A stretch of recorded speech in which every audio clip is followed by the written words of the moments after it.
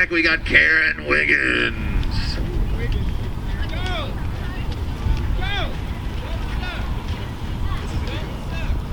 Right, we got some handy ponies out here for this choker, ladies and gentlemen. This is why we play the game. The exhilaration, the violence, the speed, and the momentum. Lining up on the near side, timer's ready. I see the fire in these number one's eyes. Ball's in, it's plucked out the front by Charles Saucy. Saucy now, big whistle on. He said you caught it, brought it just a teeny tiny bit. You can't touch it on the offside. Now, Brian Trotter felt bad for the Patron, so he's bringing it back all the way up to the 30-yard line. Charles Saucy now, ball and racket. We're pretty much just going to hand him a goal here. Right, here's your mark, here's your play, a big 10-yard throw. Can we get it off the bounce? Absolutely, there's a big underarm over the tippity top. No. It's going to be an Alamo ball. Marley Bigsby on Rosa. Let's see what Bigsby can do with it. Umpire said, here's your mark. You better get 10 yards away before I blow my whistle. Yet again, it's been happening a lot this first truck out now. Bigsby does a nice little offside 10-yard throw, but gets an awful bounce. Next one on it, it's going to be Saucy. Whistle on. Possible stopping, turning on the ball. We're going to give it back to the Patron. Here's your mark. Here's your play. Here.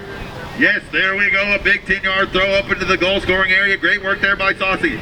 Saucy now. Right hand wheel getting close to the out-of-bounds line. Marley Bigsby got him right where she wants him.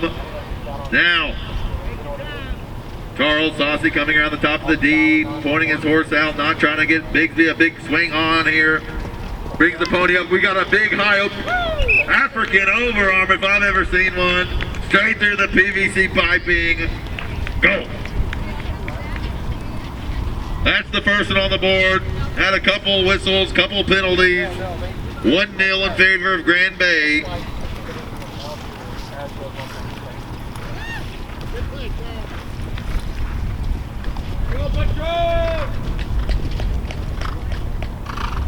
Charles the Saucy coming back in the lineup now. We got twos all over the place. Not quite sure what Briar Ray Gillespie's doing there.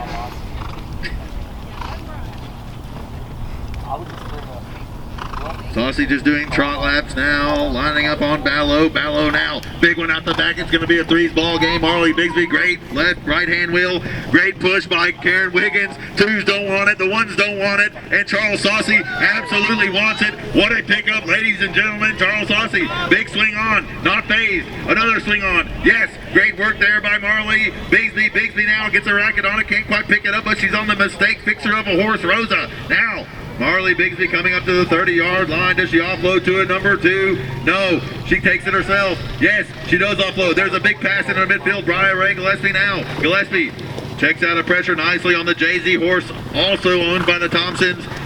Gillespie now being marked hard by Kiri Freeman. Freeman now. Do we get a swing on? No, just almost out of position. Great work there by Gillespie. Spinning out of pressure nicely. Bringing the ball down for number 1 and goal scorer, Hutcherson. Hutcherson now, she does a nice little after play. Left hand wheel. No, she cradles over the tippity top. She checks down. Cradle. Throws in about 3,000. Cradles now, Tina Hutcherson. Comes up to the top of the D. No, she tries a kickback move. She's got the jump. She's got a big swing on. Now, ball on the ground. Who's on it first? It looks like it's going to be Wiggins. I've played against Wiggins once or twice, and let me tell you, that horse is handy. Tina Hutcherson onside, pick up at a trot. She gets out of pressure nicely. Hutcherson now. She stops. She looks at her goal. She throws in yet another cradle. Karen Wiggins on the defense. She comes back, throws up the underarm shot, and just short. The water bogged it down. Didn't quite make it. Hutcherson back in the racket now. Coming at the top of the D, left-hand wheel out of pressure. She looks at her goal. She's kicking harder than Jean Cloud Van Dam yet again. Hutcherson throws in the big overarm through the PVC piping. Go. Great work there by Tina Hutcherson. Karen Wiggins made her work for that one.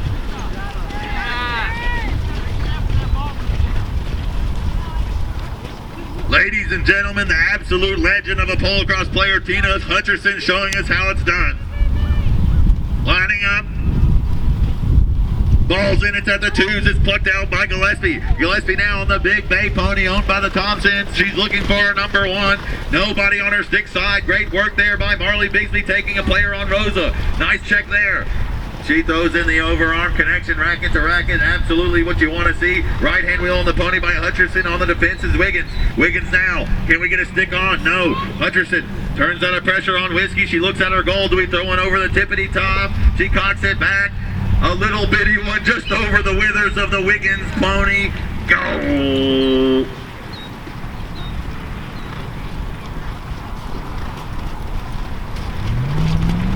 All right, correction, we're now doing women's number 1 team versus women's number 2 team after these B grade and C grade games. Coming on next, women's 1 versus women's 2. The men's side stays the same. Balls in, it's plucked out the front there by Saucy. Saucy now on the defense work is Tina Hutcherson. She's absolutely ruthless in this game of Polocrosse. A big pass up, it's over the top. Can Kerry Freeman get a racket on it? Absolutely. Great spin there by Freeman. Freeman now bringing the ball down the field, looking for number 1. And goal scorer, Saucy, slowly making his way down the field. Pass it, he said no, no, no. Ball's on the deck, right where Marley Bigsby wants it. Yes, she digs it up out of the mud. Whistle on. Looks like we have a wrapper. Penalty.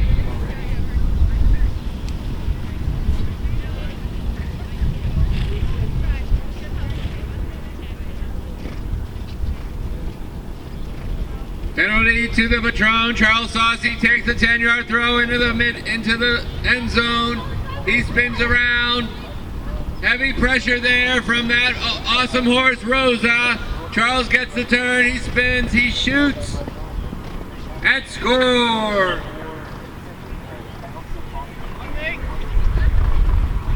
All right, that's the equalizer. 2-2. Here's the score here in the first chucka. Must be close to a minute left. They line up on Ryan Strider here on the near side.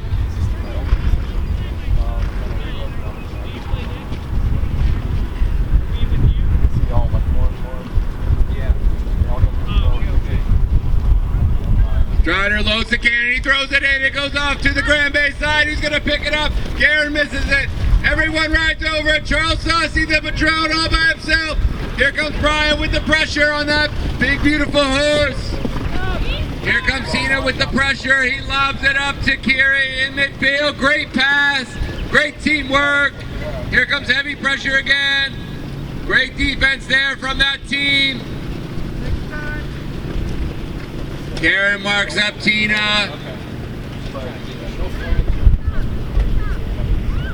Heavy, hard fought here. 3, 2, 1. Chucka time, chucka time. Give it up for this first chucka of this hard fought B grade match. Let's hear it out there. Round of applause. Colorado, Montana. Timer's ready. Ball's in. Into number 2 racket. Yeah. Brady tries 30 to get hours. down past Charles.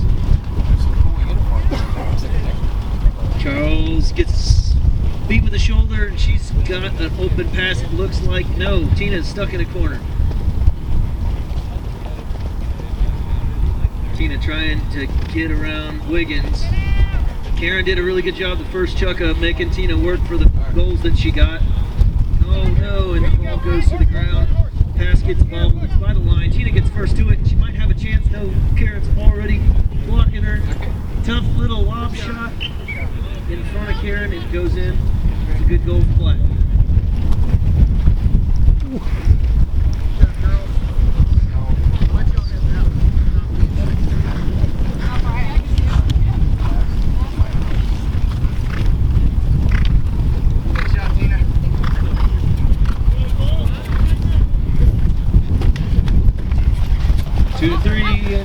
Charles gets it out of the snap, and he gets stuck in a corner, tries to pass it off to a player, but cleaning up all this midfield action.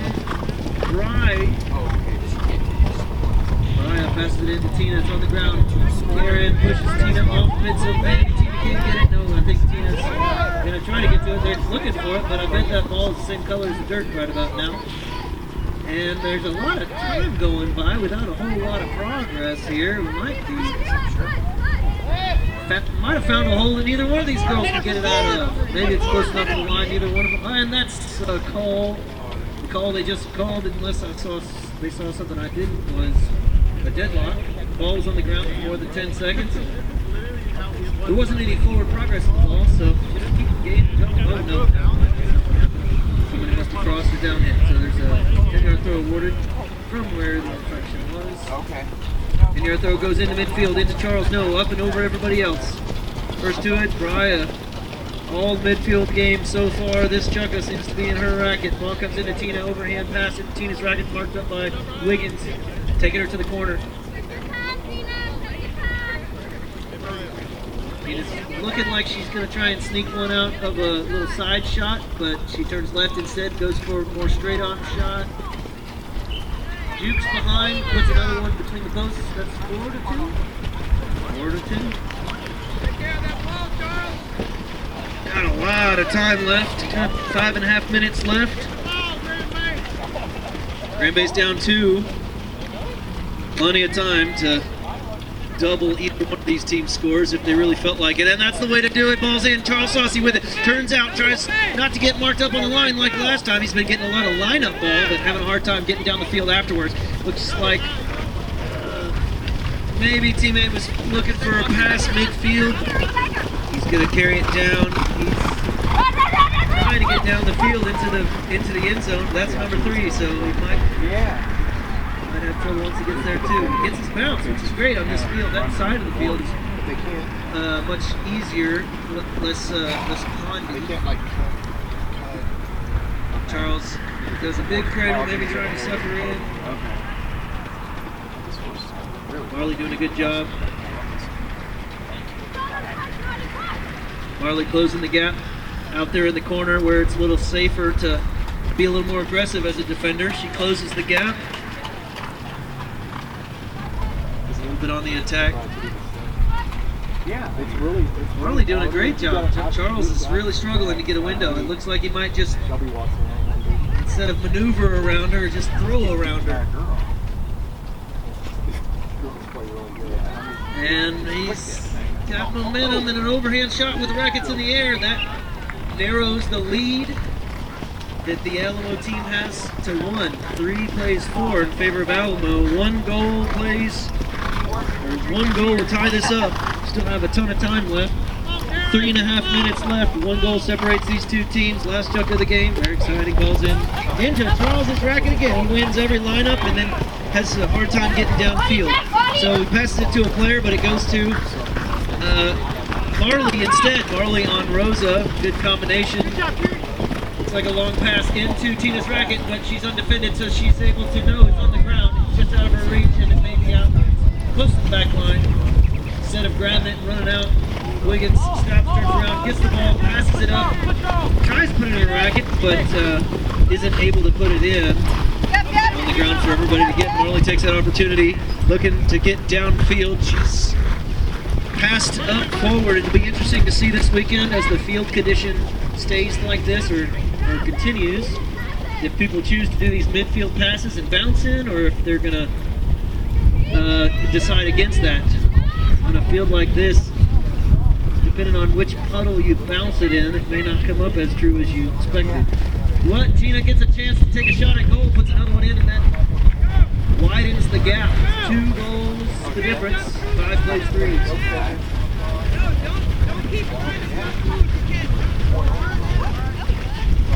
All right, 2 minutes left.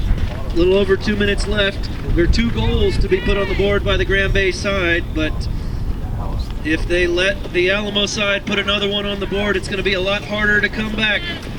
Let's see, really need to bring up the defensive game on the Grand Bay side if they've got a chance to put more on the board.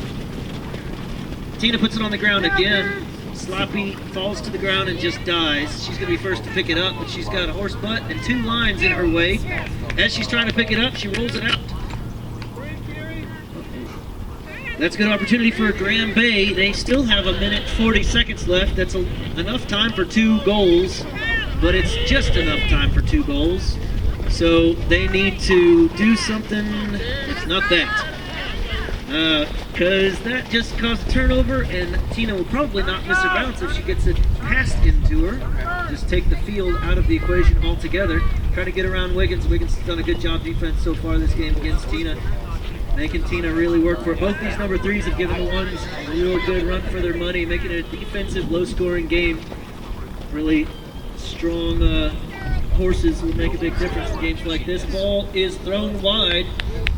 Called off. Still a 2-goal game with 1 minute left.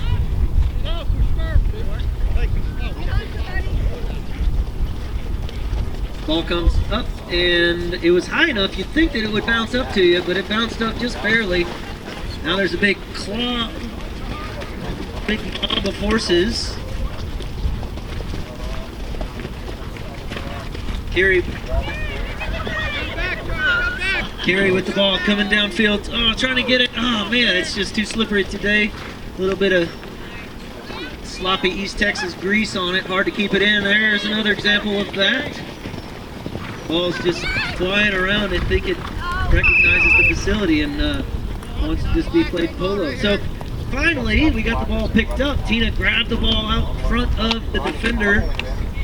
I think the problem was there's a chance that defender was too close, and then Tina picked it up and veered towards her goal. It's likely she wasn't